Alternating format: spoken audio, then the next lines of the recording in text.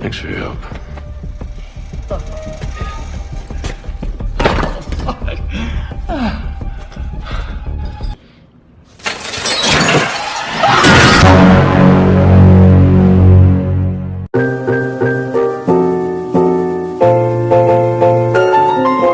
Halo Rebahaners, dimanapun kalian berada, bagaimana kabarnya? Kali ini saya akan merangkum sebuah film berjudul Death Wish yang dirilis tahun 2018 dan dibintangi oleh mantan suami tante saya, yaitu Bruce Willis. Film ini sebenarnya biasa saja sih, kayak film-film balas dendam pada umumnya. Tapi karena sutradara Eli Roth yang garap, jadi bikin saya penasaran dan lumayan menarik ternyata. Ceritanya hampir sama seperti film Death Sentence yang pernah kemarin saya rangkum di video sebelumnya. Cuman bedanya alur ceritanya lebih dikembangkan dan hasilnya cukup baik, apalagi diperankan oleh Bruce Willis yang kita tahu ekspresinya kalem-kalem membagongkan dan gak usah diragukan lagi dah pokoknya. Ya udah, tanpa berlama-lama langsung saja kenakan handsfree, simetriskan posisi rebahan, selamat menonton dan cekicro. 911, what is your emergency? I just shot my brother. Tingkat kriminal di kota Chicago telah meningkat dalam beberapa tahun terakhir. Penembakan, pembunuhan, pemerkosaan, dan berbagai tindak kriminal lain. Hampir setiap rumah sakit penuh sesak dengan pasien baru yang mengalami luka tembak, tusukan, bahkan kematian. Dan kisah akan berfokus pada sosok dokter bernama Paul, di mana dirinya hampir setiap hari menangani korban dari kejahatan brutal yang terjadi. His heart stopped. He has lost too much blood. Sorry. Jauh dari wilayah berbahaya dan rawan kriminalitas, Paul sendiri tinggal dengan damai bersama seorang istri dan anak gadis satu-satunya. Memiliki kehidupan yang sejahtera, ekonomi cukup, fasilitas memadai, membuat Paul dan keluarga tidak pernah merasakan efek atau dampak dari kejahatan yang terjadi. Oh my god, I have to text Sophie to see if she got in. Sampai suatu hari saat dirinya pergi makan di sebuah restoran, ada seorang tukang parkir atau valet yang memarkir mobilnya, di mana si valet tersebut memotret alamat rumah Paul di GPS mobilnya. Tanpa curiga sedikit pun, itu akan menjadi awal mimpi buruk bagi Paul. Wednesday, 8 o'clock, La Fonda. I wouldn't forget a restaurant like that. Hingga suatu malam saat sang istri dan anak tengah berdua di rumah, terlihat sebuah mobil sudah terparkir di semak-semak rumah mereka. Saat sang ibu sedang berada di dapur, beliau pun melihat jendela dan pintu sudah terbuka. Dari situ, dia sudah merasa bahwa ada sesuatu hal yang tak beres, lalu menyuruh sang anak untuk turun. Saat melihat ada jejak kaki di sana, si ibu pun makin yakin bahwa ada seseorang yang berada di rumah mereka. Dan benar saja, si anak yang tengah berada di kamar langsung dibungkam dan ditodongkan sebuah pistol di kepalanya. Dan ternyata ada 3 orang perampok yang berada di sana.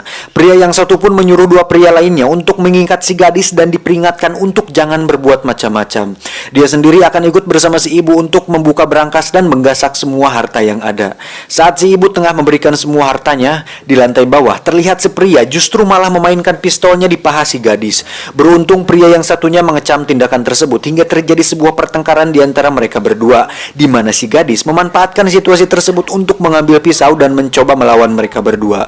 Namun apalah daya, saat si perampok satunya datang, istri Paul dan anaknya pun ditembak saat itu juga.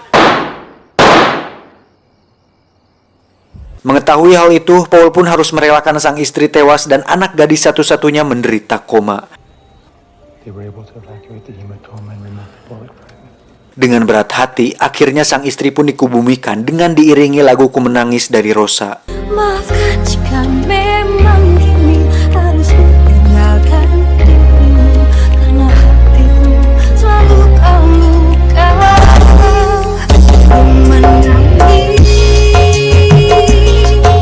membayangkan betapa tajamnya dirimu atas diriku.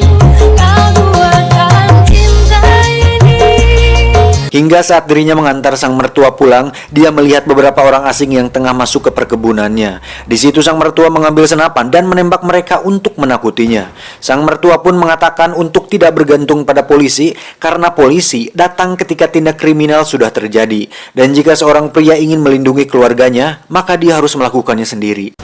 Berhari-hari setelah kejadian tersebut, akhirnya Paul memutuskan untuk mendapatkan sebuah senjata demi melindungi dirinya sendiri. Tapi ternyata diperlukan izin resmi dan harus mengikuti prosedur untuk dapat memiliki sebuah senjata. Akhirnya Paul memutuskan untuk pergi dan kembali nanti. Hingga suatu hari saat dirinya sedang menangani pelaku kejahatan yang terluka, tak sengaja pistol yang berada di saku belakang celananya pun terjatuh. Paul pun diam-diam menyembunyikan pistol tersebut untuk kemudian dia akan simpan. Dari situ Paul pun belajar cara menggunakan pistol secara otodidak dari sebuah video.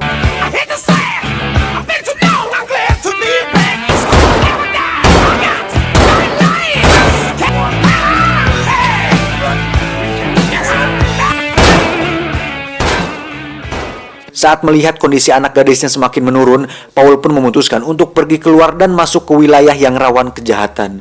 Hingga tiba di suatu jalan sepi, Paul melihat pasangan yang tengah dirampok. Sontak Paul meneriakinya hingga dirinya mendapatkan perhatian dari penjahat tersebut. Saat mobil melaju ke arahnya, Paul pun menembak mereka beberapa kali hingga mobilnya menabrak. Paul pun sempat terluka di tangannya karena itu adalah pertama kalinya dia menggunakan senjata. Di sisi lain, kita akan melihat seorang wanita yang tengah mengabadikan momen tersebut, di mana itu akan menjadi sebuah awal di mana aksi yang dilakukan Paul akhirnya viral. Tak lama, salah seorang penjahat pun keluar dan akan menghampiri Paul. Namun dengan tangan kiri Paul yang masih normal, Paul pun menembaknya hingga tewas.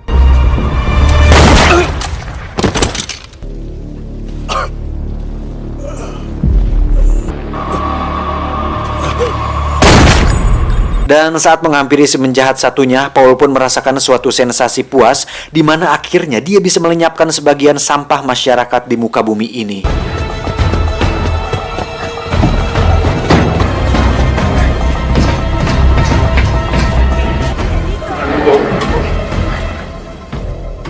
Setelah kejadian tersebut, sang korban pun bersaksi bahwa orang tersebut tiba-tiba datang dan seperti seorang guardian angel atau malaikat penjaga, di mana dia memakai hoodie dan membunuh orang jahat di sana. I mean, did you see how we stood over that guy and shot him? Because he doesn't know how to hold a gun.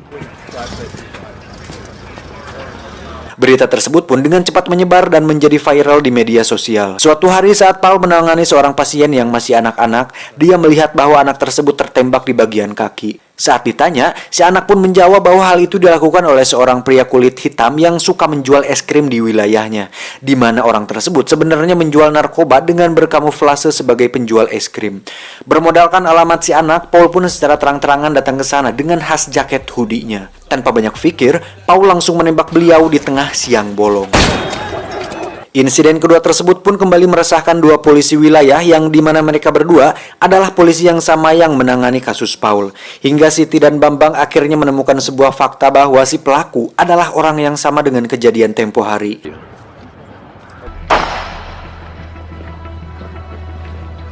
Di sisi lain, Paul pun terus melatih kemampuan menembaknya di garasi rumahnya tersebut.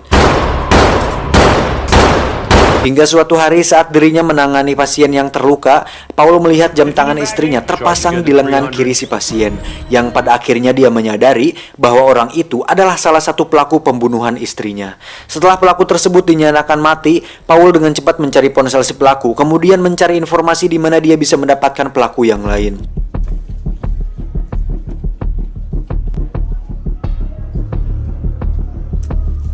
Hingga tibalah di sebuah toko yang menjual barang curian, Paul akhirnya memulai misi perburuan pelaku pembunuhan keluarganya.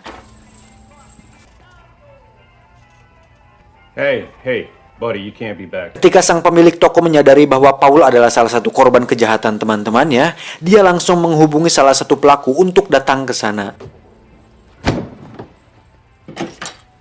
Dan pada suatu titik ketika si pemilik toko akan mengambil senjata, Paul langsung menancapkan dart di tangannya. Kemudian meminta si pemilik toko untuk menunjukkan di mana barang-barang miliknya disimpan. Dan Paul pun akhirnya bisa mendapatkan kembali cincin miliknya. I hope it was worth it, asshole. Tapi tiba-tiba, salah satu teman pelaku tersebut pun datang kemudian menembak salah sasaran yang mengakibatkan si pemilik toko pun tewas. Terjadi tembak-tembakan di mana si pelaku akhirnya kalah karena kehabisan peluru.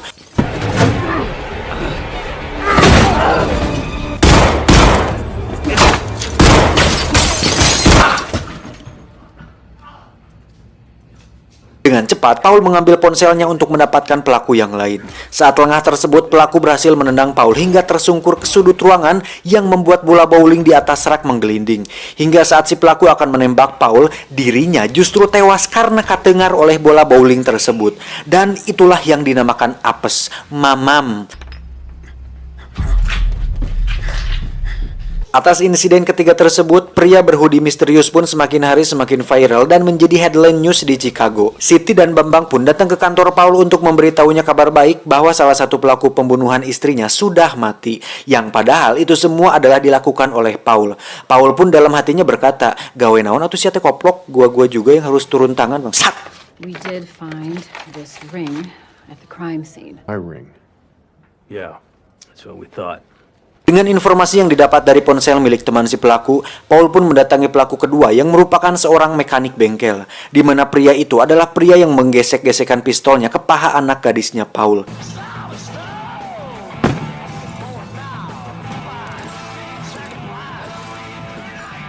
Tak perlu berbacot ria, Paul langsung mengambil kunci Inggris lalu dengan satekar kebak memukul kantong menyan si pelaku hingga pingsan. Saat sadar, si pelaku sudah dalam keadaan terikat dengan posisi terbaring. Paul pun menyuntikkan pembaal kepada si pelaku untuk selanjutnya dia akan menyayat kulit pahanya.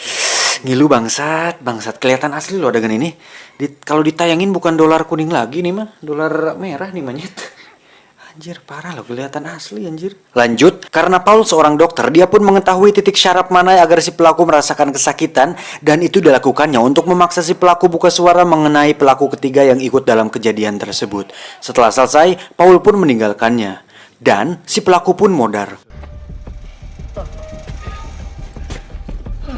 You're not gonna kill me.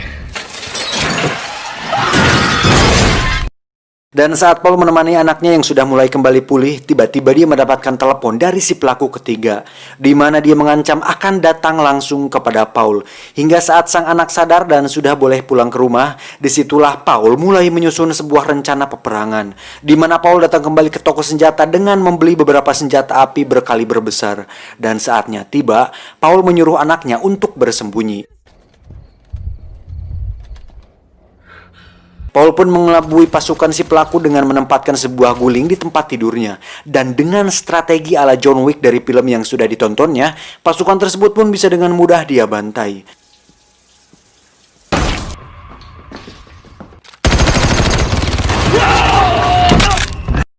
Ketika masuk ke ruang rahasianya, ternyata disitulah si pelaku berada. Paul pun ditembak di bagian samping perutnya, kemudian dengan senjata yang sudah disiapkan di bawah meja, Paul langsung memberondong si pelaku hingga tewas saat itu juga.